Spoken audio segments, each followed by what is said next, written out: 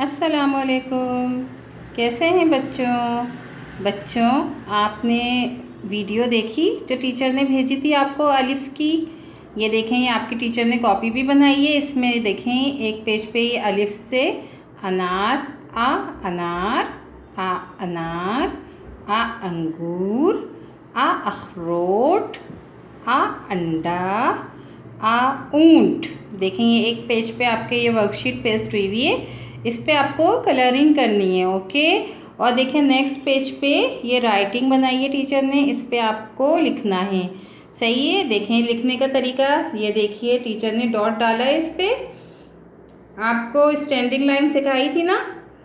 First dot पे pencil रख के आहिस्ता आहिस्ता नीचे लेके आएंगे और लास्ट डॉट पे फिनिश करेंगे ऐसे। ये देखें फर्स्ट डॉट पे पेंसिल रखी, आहिस्ता आहिस्ता नीचे लेकर आए पेंसिल को और लास्ट डॉट पे फिनिश कर दिया।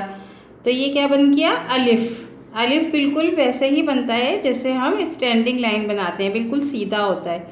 सही है। इस तरीके से आप लोग कॉपी में काम करके अच्छा काम करके टीचर को भेजिएगा, फिर टीचर चेक करेंगी। Okay, bye bye.